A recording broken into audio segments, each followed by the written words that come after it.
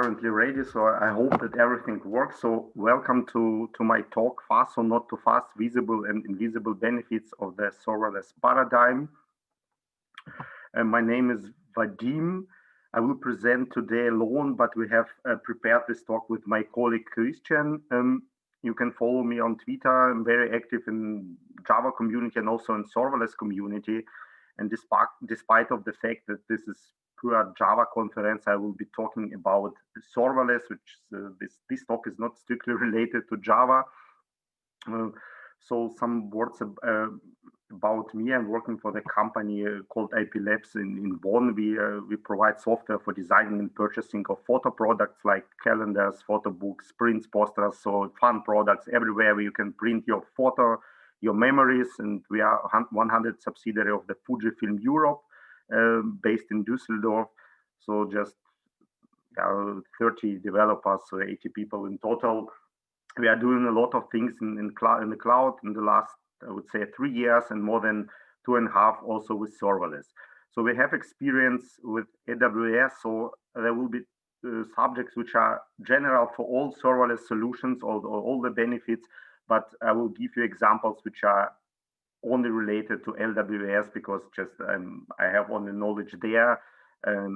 So I will point this out. So let's start when we are talking with serverless. I think it's important to understand the value proposition of serverless, so kind of total cost of ownership of this paradigm, of this architecture, if you want. And then we will start with no infrastructure operation and maintenance. And the question you can ask yourself is this your core competency? If you are a cloud provider or data center provider, then dealing with infrastructure directly is of course your core. But otherwise, of course, we need infrastructure. It's an essential piece of the whole, but it's probably not the core of your business, and you can outsource this. And just serverless allows you to give the things in the hands of your cloud provider. The next thing you should ask yourself is auto scaling and fault tolerance built in? Yeah, just is the advantage. And can you get your capacity planning and auto scaling right? And do you want to solve the hard problem of the fault tolerance by yourself?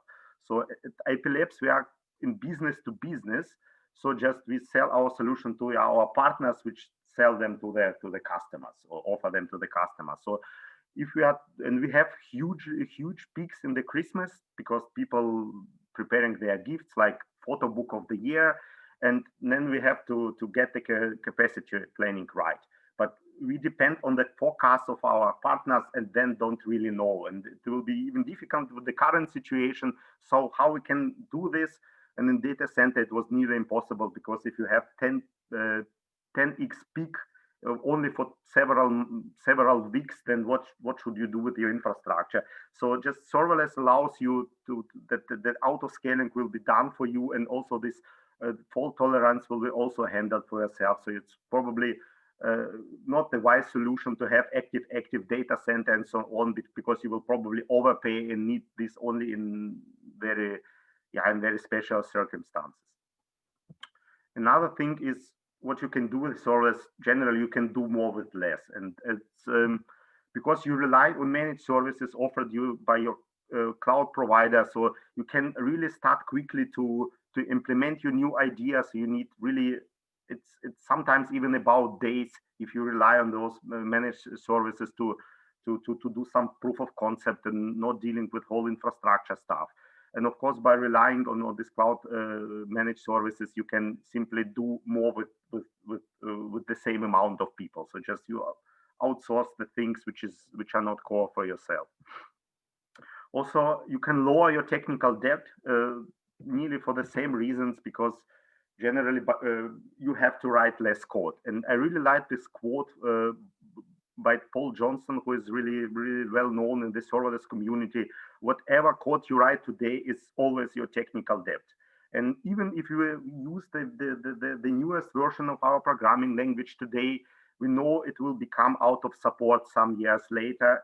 They're not backward compatible changes will be introduced. So generally maintaining the solution, maintaining the infrastructure and so on you will invest heavily if you have the things in your hands. So a lot of security considerations, security updates will force you to update your application servers, which will probably force you to update your version of the programming language and so on. So just even if you meet the perfect decision today, you will be dealing a lot of time. You will be dealing with all this update stuff, and just the less thing you own, the less technical debt you will have. So just less code means also lower technical debt, and I think of this just how much time and effort you are spending maintaining your solution over the whole life cycle. And my experience is then maintenance costs you 75% of the time. So just developing, it's easy, then you implement new features, and then you should maintain this probably until the end of the life of your solution. So just on maintaining costs, so just outsourcing thing will help you to reduce the maintenance costs and keep your focus. And of course, if you can keep your focus, then you focus on the business value and innovation. And probably every organization wants exactly this. Everybody wants to be innovative and also only provide value to your customers. So this is something obvious, but the question is how you can achieve this. And of course, then you will win. You will be faster into your market. And today it's really key differentiator if you can be quick. And of course, it's also the question is what's your core product and what's the commodity product. So at IP Labs, the editors where you can design your products like photo books, calendars is our core, all the design content. But every system and also our system has the components like payment, like authentication, like e-commerce, but they are not core for ourselves. So just think of what you can use as a software as a service. So currently we looked at the benefits of the serverless of the serverless. But it will be very easy if we can say use serverless for each use case. So then we will be talking about the FaaS or not to FaaS parts. And just as everything else in our industry, everything is trade-off, and there is no single bullet to meet the decision. So what I've prepared, or Christian and me, we have prepared is some kind of decision checklist, the questions you should ask yourself, but you should also answer them for yourself, because the answers are really specific to your business, to your situation, to your organizational environment. So we will point out some things which we can solve technically, but other things are up to you if it's the right solution for you or not. So we will start with understanding your application lifecycle, and simply spoken, you can divide this between explore and exploit phase. And with explore phase, what you would like to do, you are at the beginning, you would like to validate your hypothesis very quickly. You would like to rapidly experiment, and you also would like to run your experiments as cheaply as possible. And serverless is clearly the best fit for this, because just focusing on your core aspects and not focusing on your infrastructure, and only by paying for what you use, you will be really cheaper and quicker in the same time. So just by paying as you go, if you compare this to the classic models with instances where you pay either on demand, but it costs you more money, or reserving the instances, but when you are in the beginning, you don't know how much instances to reserve, you don't have any current experience. So just for paying as you go for only what you use, you will have the perfect match. Some kind of greenfield projects, which everybody wants to do or be in this world. But later, when you already build something which provides customer value, you would like to build it at scale, and you would like to build a profitable product around this. And just there is no single right answer what the architecture paradigm will be the perfect fit. But the questions you should ask yourself are, how much of your stack should you own to deliver the business value? And by owning, I mean not only just the code, but also what service level agreements, regulatory compliance, price, and roadmap for all the building blocks that you need. Would you like to own it or outsource it to your cloud provider or some kind of software as a service provider? And sometimes it's perfectly fine that you say, I want only to focus myself on my core product, and everything else I will use software as a service. But if you are in the situation that you are in a small company and you would like to use some e-commerce system, for example, and they don't provide the features that you exactly need, you will probably struggle with just asking them from this, because they have to prioritize this across all their partners, and probably you will have disadvantage if you are the small company. So sometimes it's really okay to own the roadmap of not core products, and even to own the pricing. So that's depend on your current situation, how to solve this. But generally, it's very, very broad topic. But probably each company has also existing application, and especially with serverless, it's not possible to magically move them to serverless. It's easier to move application to the containers, I think, but it's not possible to move them very easily to serverless. But at some point of time, you have to meet the decision. So some kind to provide flexibility into your architecture, to be able to measure things, to some kind of decouple things, to provide autonomy to your teams, and just probably the product vision. And there is so-called Stranger pattern, which is coined by Martin Fowler probably 15 years ago, which he says that just with Stranger pattern, you kind of can provide proxy or gateway above your application, and then just doing and starting from some point of time doing things differently. So just separating legacy application from the new stuff.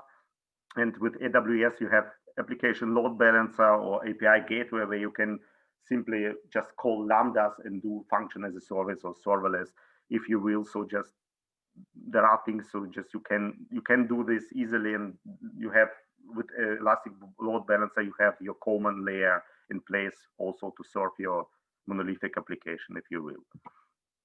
Also, where you can benefit with serverless is so-called field dev concept, and this is kind of activity-based costing based on digital operation. What does it mean? That you can track cost for each of your feature, or each of your product or service, or even on the transactional based thing, which is really impossible in the monolith, to how you can separate things. So you use very common things there, and with serverless, it's really possible to see the text, the price text, and then you can ask yourself, okay, this feature or this implementation, this service costs as much, and what value does it provide? So you will probably find yourself in the situation that you have piece of your application which costs you a fortune, but doesn't provide any value, or you don't really price them because you didn't see this. And then it allows you to update your pricing, because then you can justify what does it cost to you personally to maintain this feature, to develop, what are the cloud costs, and so on. This is really powerful concept. So we are currently done with the application lifecycle. The next topic will be more technical, or the next several topics will be more technical. So understanding your workloads, and there are some natural fits for serverless, like event-driven applications, even API-driven. If you don't have million requests per minute, that will be probably the cost issue. It's also very well possible with kind of API gateway solution backed by function as a service.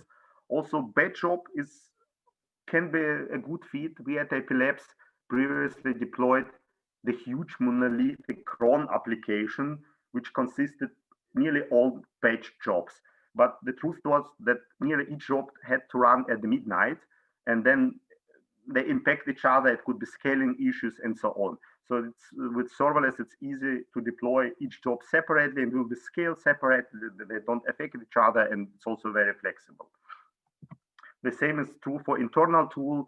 The situation with the internal tool is that you probably use it only 1% of your time. So not paying for the servers idling is also a good solution. It's how it started at AP Labs 2.5 years ago. We had to build a tool which had only to calculate heavily on the first of each month. And it was the first step was to start with serverless, because it fits really well in this paradigm. But of course, it's not the whole picture. There are also other kind of applications like machine learning, big data, and so on. And currently I see, serverless is kind of struggling there. I see that just people rely on classic container or even plain instances instead of serverless. But AWS provides a solution for this, or just started to provide, like with Lambda, res, and runtime, you can really bring your own runtime, and you can also just install the programs like TensorFlow, MXNet, and just it's kind of door opener to dealing with machine learning, artificial intelligence, and so on. Another bottleneck with dealing with machine learning was that at AWS you could only use very small temporary directory or S3, and it wasn't possible to install programs like video stream for video converting and so on. Now, since several months, you can assign the NFS storage, so elastic file storage, and then you can install the programs like you are used to do this with NFS systems. So just as it opens the door for other kind of solutions.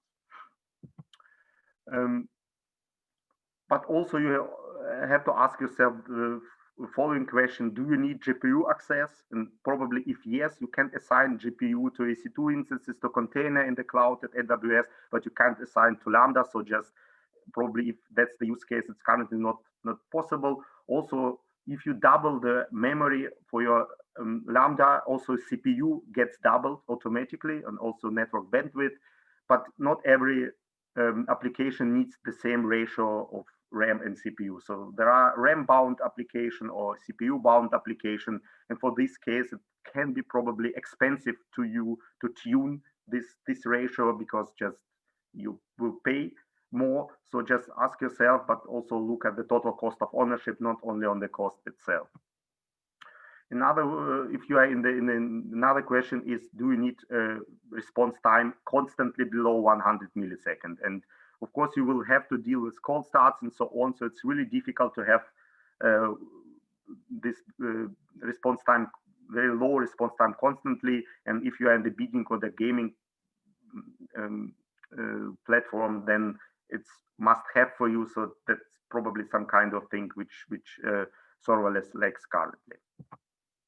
Another thing is that Lambda network is really limited, network bandwidth, so just even order of magnitude lower than a single modern SSD, and it's also shared between on functions on the same VM.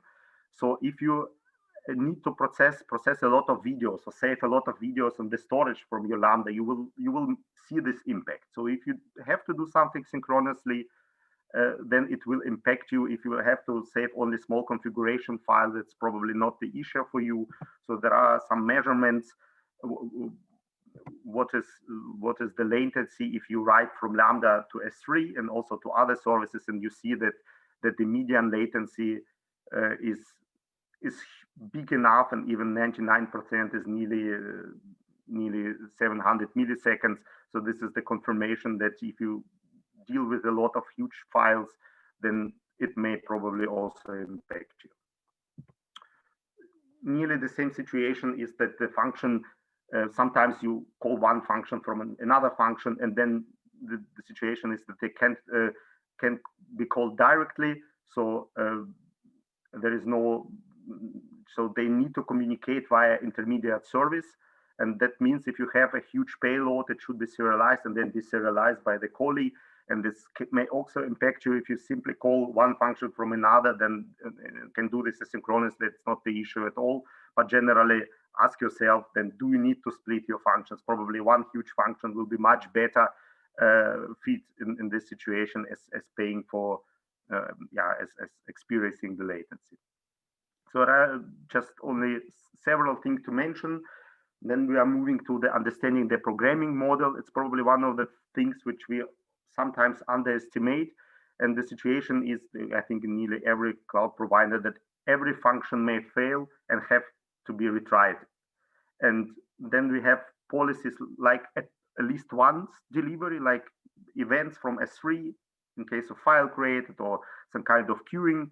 And if you have at least once delivery, then you will have to deal with some kind of duplication, and then it requires the code idempotency of your functions. And it's really difficult to be guaranteed, and it also shifts a lot of complexity to the developers, because if you think, do you write the code every time that it's idempotent, then the question will probably be no.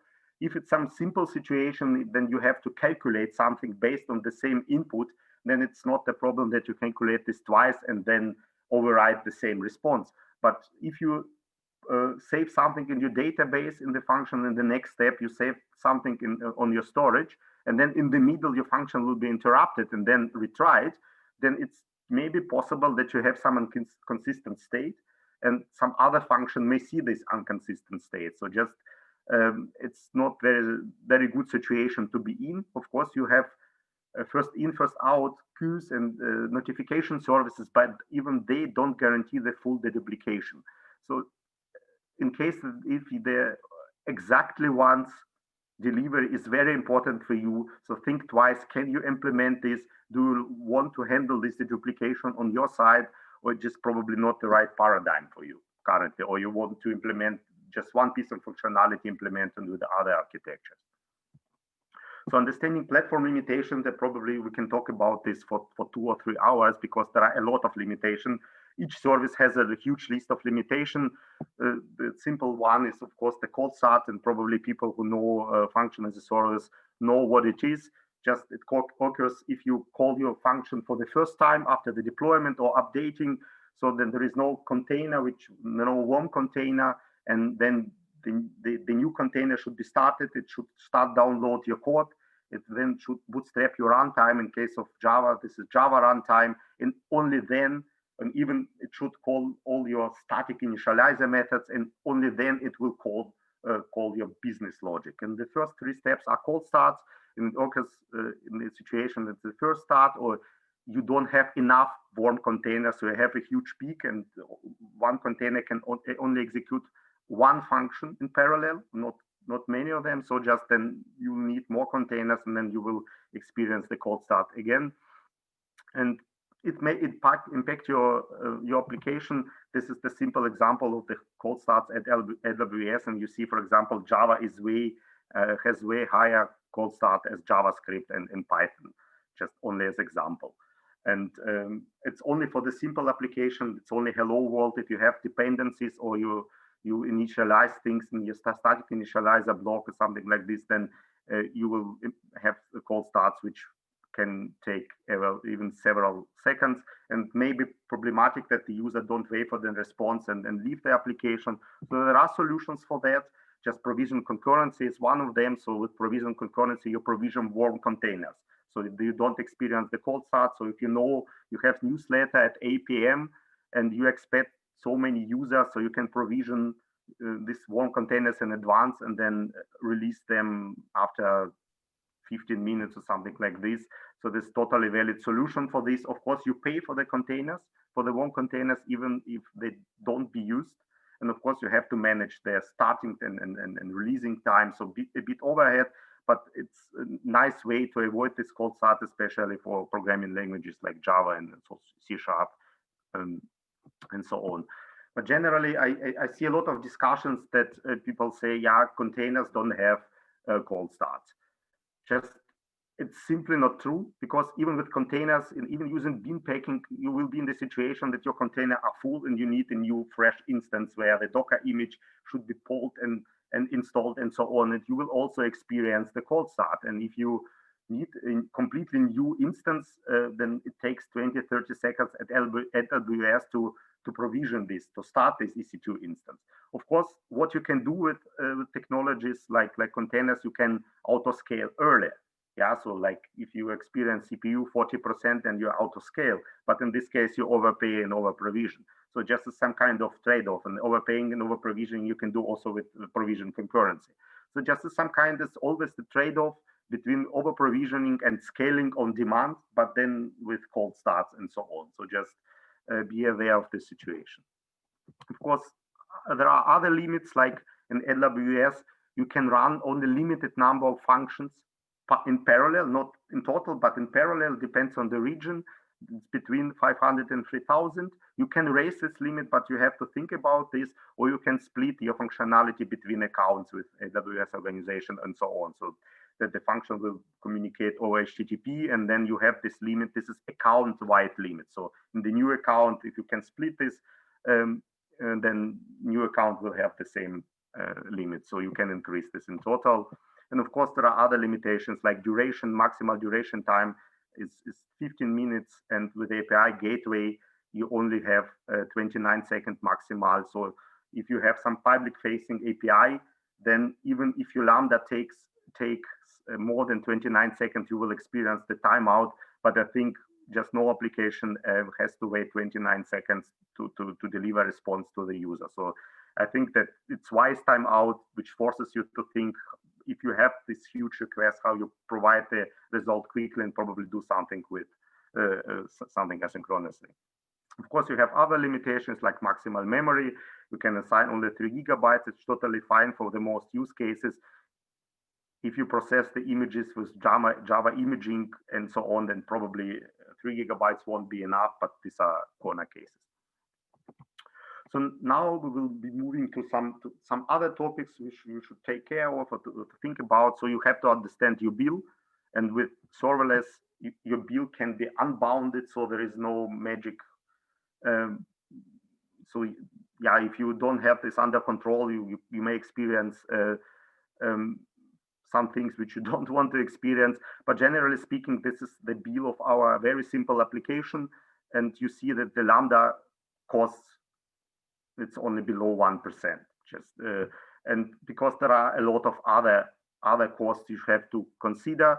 For example, API gateway, you pay $3.50 for million requests. You will have discount if you have billion requests or something like this. But generally, if this is API heavy application and you use API gateway, it may generate a lot of costs, way higher as Lambda itself. There is alternative solution at AWS called HTTP APIs, which will be more performant and even more cheaper, even cheaper. But it's not currently it's not the feature parity between API gateway and HTTP API. So just we have to wait in order to use this for all use cases. But you can mix them both depending on your needs. Also, DynamoDB. With DynamoDB previously, you had to provision, read and write throughputs and so on, and just you had to make the capacity planning. You can use on-demand modus, which then the DynamoDB will take care of provisioning the infrastructure, which is a good thing, but it may generate also a higher cost. Like in this case, the 7th of the provisioned concurrency, but only in the case if your application is constantly under the high load. And probably there is no application which is 24/7 under the high load. So we have the situation that nothing happens outside the working hours and so on. So probably your costs will be comparable to provision depending on your use case. But of course, it frees your time not to think about the provisioning itself. Also, there are other costs like logging costs, monitoring costs. So CloudWatch service is not very cheap. So think about this. So this CloudWatch monitoring, CloudWatch logs, and so on. They will also add up to your bill. And there are also other components like data transfer costs, X-ray, step functions. Step functions is probably the most expensive service because you pay $25 for each transition, for $25 for million transitions. So keep this in mind. And also all remote API calls, you will, if you do this synchronously, you wait in your Lambda for your response. You are dependent on the response time of your provider. So then you will also pay for their outages. So rethink your architecture to provide the response asynchronously and not wait for this. So now we are moving to probably one of the most sensible topics, and this is organization, understand your organizational environment. And by this, I mean also understand the structure and the responsibility of your organization, your knowledge, and also your culture. And the thing is just, do you already embrace DevOps best practices? And what I mean by this is just if you have the classic system administrator and you are in your data center business, then you will go into the cloud and you would like to do things with serverless. Probably your system administrator won't be very satisfied. So there are no servers, there's no possibility for the agent to be installed. So what do they do there? And the situation is just, there are a lot of challenges also in the serverless world. This is no ops world. So there is a very nice article from Charity Measures, who is very known for posting about observability, and he advocates the separate internal observability team, also in case if you are using serverless, also in case if you are using third-party monitoring observability solution. They provide you valuable metrics and probably sensible defaults, but they don't understand your business. They don't know what metrics for what service are really valuable for you. You don't want to pay for all metrics. This is garbage. So just the team should be there in place to tune all the metrics, to tune the dashboards, to provide the alerts and so on, which are really sensible for you. And I think it's really a valid use case. Also, I really like this talk from Tom McLaughlin. There is a link below. So what do we do when the service goes away? And Tom also comes from the operational side and works with serverless. And he's talking about the same, like you won't have the only serverless application. So probably you will have also classical application, and you won't be all in with cloud. You will be having parts in your data center. But what you need is the overall monitoring and alerting solution for your whole application, and not only different services. It's there the opportunity for ops people to help there to establish something. Also, chaos engineering, game days, all this fault injection, and to see how the application behaves is hugely important. And the ops people may take charge of this, but working differently. Also, infrastructure as code. If you don't put tests on this, you will find out that it breaks because there are some naming changes done by your cloud provider. So it's not that you do the work one time and it works forever. So you also have to test your infrastructure as code. And the last thing, which is probably even the most important for me, that the operational people are very sensible in understanding the service constraints, how they scale, how they are priced, what are the limits, and so on, because they've done this for these instances, for servers, for database, for storage, and so on. So they looked there in the first place. And just only one example in the serverless world is if you need some kind of event source solution, what services do you use? And there are plenty of choices like Kinesis, like simple notification service or simple queuing service, event bridge, and you can use, depending on the use case, even the combination of those, like SNS and SQS. And I don't want to go deep in the example that they scale and will be priced differently. Like this is example for pricing one message per second with a certain amount per message. And then you see that Kinesis is the most expensive service. Yeah, and SNS, they are priced per message. They are less expensive. But if you have 1,000 messages per second instead of one message, then the situation is totally the opposite one. So I think that the ops people are really good at teaching developers to think about these constraints. What's the right solution for now and for next months or years, and how to build a solution that you can switch services quickly within your cloud provider. So just, I think that there are a lot of opportunity even for classical operational people to work with the developers together, but just probably the focus shifts, or the task will be shifted for both parts. And also Wordley map, probably also the topic on itself.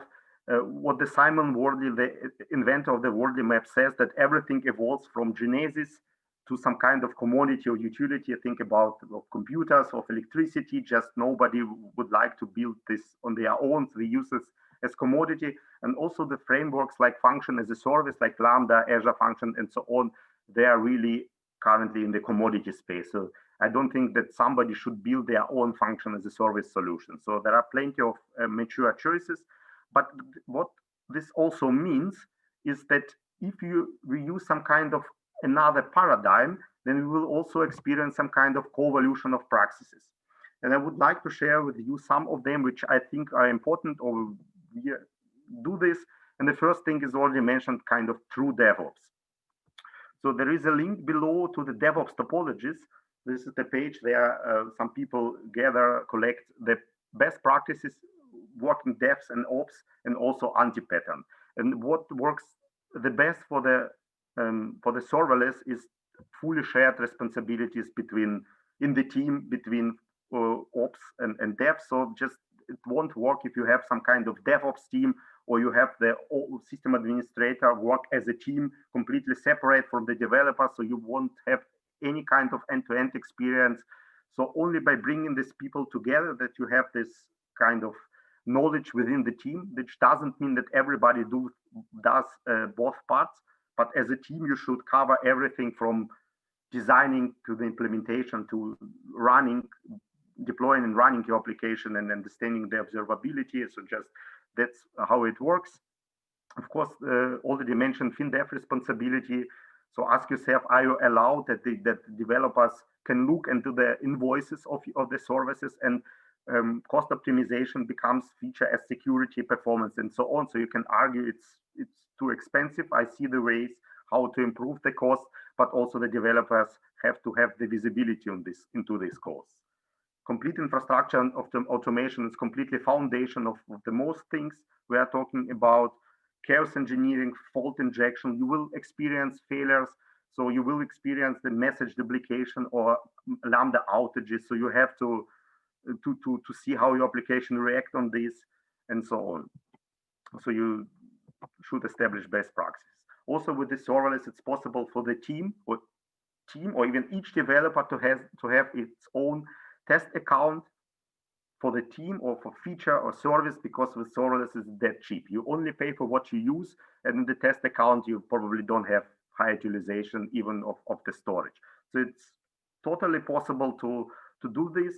And of course, sometimes it also means that no local testing environment, or only for quick functional tests, because with cloud, it's very difficult to mock services like authentication, authorization locally.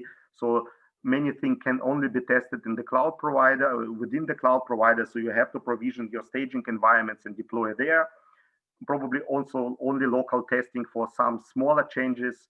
And of course, it's a challenge for the people who are accustomed to debug locally. The fields bit differently. And of course, what also I see the testing in production. So you only see the real user behavior in the production, and you can only test many things in production, because the staging won't experience the same traffic, so you won't hit the constraints of the services, or you do stress tests, but the best stress tests will be done in the production. So the last point, only to mention briefly, think about the platform and tooling maturity of your cloud provider or of your function as a service provider.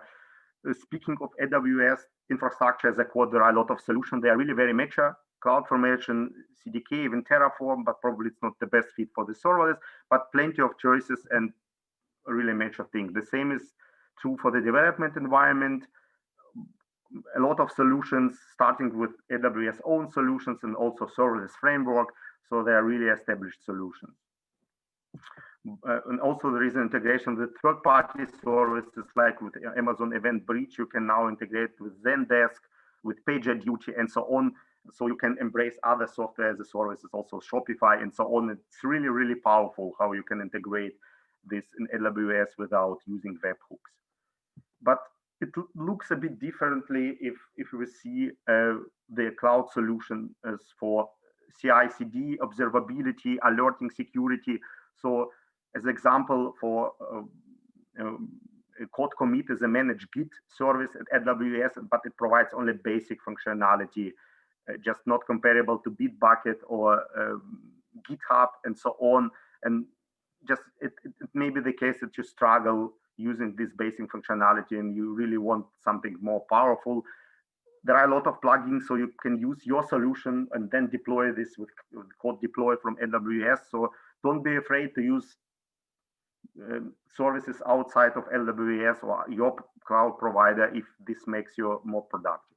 The same is true for the whole observability. I've mentioned CloudWatch provides very basic functionality for observability and alerting, but it may not be sufficient for your production, because if you call services asynchronously, there is no support for X-ray. This is observability type for every service. So you will probably see gaps, and it's a bit frustrating situation. There are a lot of third-party solutions for this, but they also cost you money. So this is really a factor if you use something like Thunder, Hexagon, Lomigo, and so on. They are really powerful in terms of observability and alerting, but they will add to your bill for sure. So just